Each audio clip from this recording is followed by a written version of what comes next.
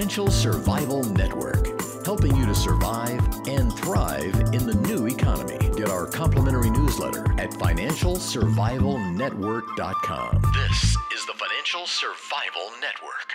Financial Survival Network is presented to you by Regal Assets. Buy and sell physical gold and silver through your existing retirement plan, 100% tax-free with Regal Assets. If you want to include physical gold or silver in your existing IRA or old 401k, request your free investment kit, which was recently featured in the Forbes and Smart Money Wall Street Journal magazines. Call toll-free 855-678-6620, 855-678-6620, or visit regalassets.com. When we're in uncertain times such as now, people are looking for investments.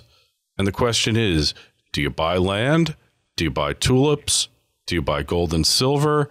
Or oil? Or some combination of the above? I don't know the answer, but hopefully my next guest does, or at least can shed some light on it. I've got Dudley Baker of PreciousMetalWarrants.com and TheGreedyGuru.com to talk about what's going on with mining companies and the metals. And Tulip Mania, is it around the corner? Dudley, great to talk to you again. Hey, Kerry, great to be back with you. Yeah, I love that reference to the tulips.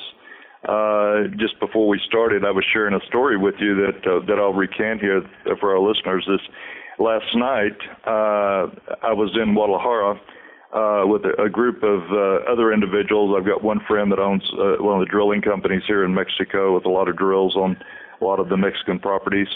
As well with two still full-time working geologists. And all those guys are Canadian except me. I'm Texan. So, but one of the geos hands me a book and said, "Dudley, I found this book and thought you would appreciate it." And it's Tulip Mania. And most of my friends and my subscribers know that I'm a very optimistic guy. With respect to the markets, even in these, kind of disastrous or let's say challenging times that we're in right here today. So I'm looking forward to just, flipping the pages and reading this Tulip Mania over the upcoming weekend here. But it is exciting. So, we have to just take what the markets give us at the moment, and we all have to have our own convictions or strong beliefs. How do we think this is going to play out, over the coming months and the next few years? So it's hard for me to, people listen to me and it's like, but everybody needs to have those firm convictions for themselves. Isn't that the truth? You need to know, you have to have something to believe in.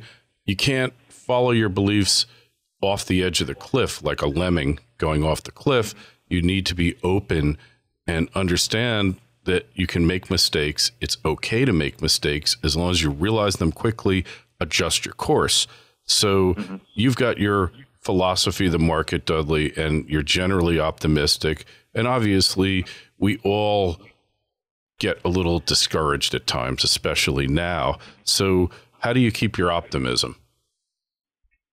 Well, I think I keep my optimism mainly because it's like an ingrained feeling of where we're going, where we're going to be a year, 2 years from now, which to me is substantially higher prices, for gold and for silver, and thus for resource shares.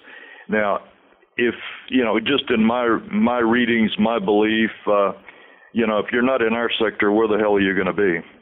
And I just believe that it always defaults back to the gold and the silver as the real money. This is where we need to be. And by extension, I've always liked the additional leverage that comes from the resource shares. And of course, we haven't experienced a lot of that additional leverage here probably in a few years. But I think eventually, the markets will reward us with a Tulip Mania style, bubble at some point that's still in front of us. And I could see this, happening within, within the next 18 to 24 months, frankly, I could see this happening. Surprised, it would be a great shock. I mean, anybody listening today is Dudley, you must be out of your mind if you looked at the markets today. And it's like, but these things have a habit of changing, and they can change fast. And so for investors, this, if you still have cash, you surely need to be looking for opportunities right now. This is sure not the time to be backing away from these markets, but it is discouraging if you're watching the markets very, very close. But that's what keeps me going is like, I just such a strong belief that we're not even close to seeing the top, in gold and silver and shares. And so, we have to suck it up right now. We got to be patient because our time is coming. So it's just, I'm 150% believe this, and that's sure that what gives me the strength and gives me the ability to sleep well at nights. And none of us like to see the value of our portfolio down. Of course. But it's just a fact of life. And so, but I feel good about where we're going. Absolutely. And hey, it's never a straight line, right? Ben Graham used to say the tree doesn't grow to the sky, and the tree takes a lot of detours, just like a river, but eventually the river gets to where it lets out into the sea. And that's kind of where the markets are heading now. They're swirling around. There's a lot of skillas and Charybdis, whirlpools that will suck you down if you don't stay your course. So you need to stay down the middle. I hate to torture this analogy, but I think there's a lot to it that you need to stay the course if that's what you believe you should be doing. And if not, then at least have some kind of exposure to the metals sector, the precious metals sector, so that it's an insurance policy that's there for you should what we're expecting come to pass. Oh yeah, I definitely agree. And if anybody listening, most of the listeners obviously are savvy investors already. So I'm not necessarily telling anybody anything here, but it's just go back and look at a chart of gold since the beginning of this bull market, and do it on a weekly basis or a monthly basis, and it's like, my goodness, you've got no reason in the world to question that we are in a long-term bull market in gold. And that could still be the case even if we fall out of bed and fall back down to 1,400 to 1,300. Don't want that to happen, but we'd still be in a long-term bull market. Now where it gets scary is when you're looking at a chart, let's say from 2001, and you're looking at some of the gold indices, the XAU or the HUI or the Venture Exchange Index, and it's like, holy crap, where's the trend here? It's scary, because it's just been so incredibly volatile. You can't find a long-term trend hardly. It's pretty scary. But no, so just, keep it simple. Look at the gold, and even if you looked at silver, it's going to look pretty jagged and scary. But looking at gold as the bellwether here for the whole sector, you should feel really good looking at a long-term chart on gold, and knowing that it's going to go, substantially higher in the coming months, coming years, for sure. Yeah, I don't think there's any question about it. There are people that say, oh, the gold bull market is over, and I think history is going to have to be the judge of that. So what about the things that you're writing now, Dudley? What are you writing about? Well, again, it's keeping this positive tone going, but it's always about looking for opportunities. How do investors, find new opportunities, and so whether you're somewhat tapped out on cash, but I'm always individually myself, as you know. If I'm tapped out on cash, every investor needs to be frequently, revisiting their current portfolio. Is there anything here that you're no longer comfortable with?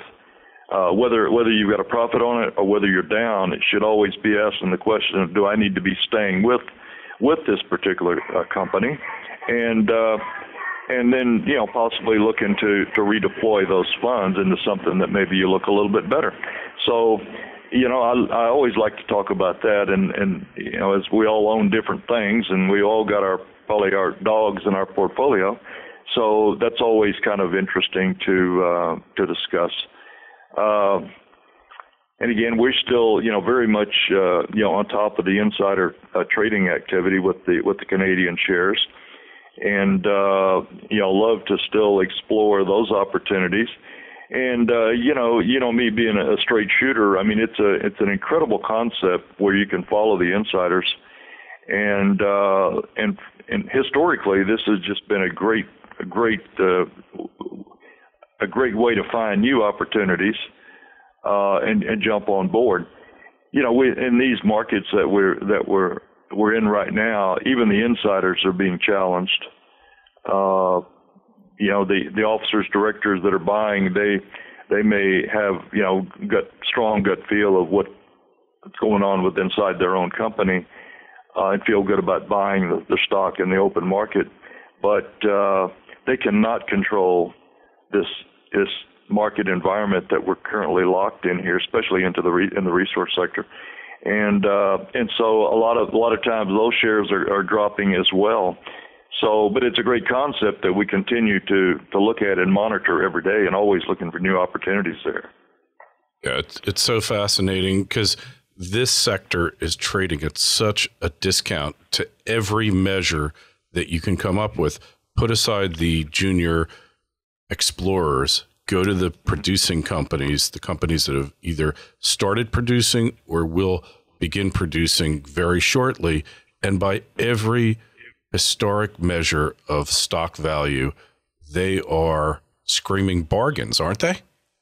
Oh yeah.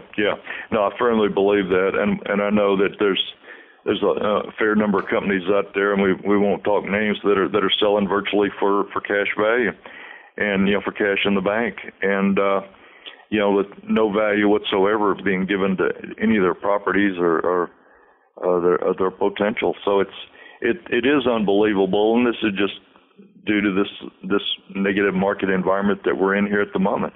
Now, what's it going to take to change this? I mean, obviously it's back to gold. Gold's going to have to get back up and get over 1,700, get over 1,800, and no doubt it's going to be challenged a little bit back at the old highs of the 1900 range. But once we make clear sailing through that 1900 and we get back to brand new territory, somewhere in this whole process, all these resource stocks are going to catch fire again, start to catch fire at least. And when you've got so many of the smaller companies literally selling for pennies, it'll be nothing for them to double, triple, quadruple. I mean, just on the get-go. And so it's a matter, do you want to buy these when they are still cheap? And that's where I'm always looking for these, incredible buys. I mean, it's, so many stocks now at less than 10 cents, it's like, man, why not? Why not? Candy and I know store. It sounds outrageous. Just sounds outrageous, but it's, if you feel like, I'm always the guy that I'm looking for the 500 to 1,000%, the 10 bagger, so to speak. And I like to feel like virtually everything that I own has that potential. And if it doesn't, then maybe I need to roll out, let that holding go and roll into something that I think does have that big potential. So, I just, again, as I've already mentioned, I'm an optimistic guy. So I always, if I'm thinking about anything, it's not one position that I've got, but looking at, if I have 70 to 80 different positions, obviously my top 25 is positions that my subscribers get to see. That's where the most money is. But I like to just think, okay, Dudley, at the end of the day, the value of the portfolio is X. Okay, how are you going to feel if it's 5 times this or 10 times this? I'll be a happy dude. And no doubt. It's like I think everybody's going to be happy. And yes, maybe there'll be some surprises. So which one of the 70 or 80 positions is going to be the best performer? Some are going to greatly exceed other ones. I'm just looking on balance. And I think, so I think if any of our listeners, just whatever dollars that you've got at risk here in the markets, and, what is that amount? And would you be content if it was, 5 times or 10 times, higher, in the next, let's say, 18 to 24 months? Hey, and Dudley, this is what gets me excited. Yeah, Dudley, I just want to make one point here. I've been a subscriber to your service for years. I probably will never cancel it because a couple of years ago, you put me onto a couple of stocks. They were in the newsletter, open to everybody, and I got 8 and 10-fold returns. One of them was Extori Gold, which just got bought out. And I think another one, I want to say La Mancha Resources. Does that ring a bell? Yeah. Oh, God, that name. Yeah, there's so many. But it's like there's been so many through the years. Yeah, there's so many. Yeah. And to me, your service and a unabashed, promoter of your service with no compensation, just so you know, I'm just saying this because it's been my experience. For the fee that you get, I've made it back so many times. It's ridiculous already. Yeah. And people should be going to preciousmetalswarrants.com and greedyguru.com. Dudley, we're going to talk to you again soon. And thanks so much for being on financialsurvivalnetwork.com to hear this interview, as well as a number of others we've done with Dudley. Just go to financialsurvivalnetwork.com. And Dudley, we'll talk to you in a little while. Okay, great to be back.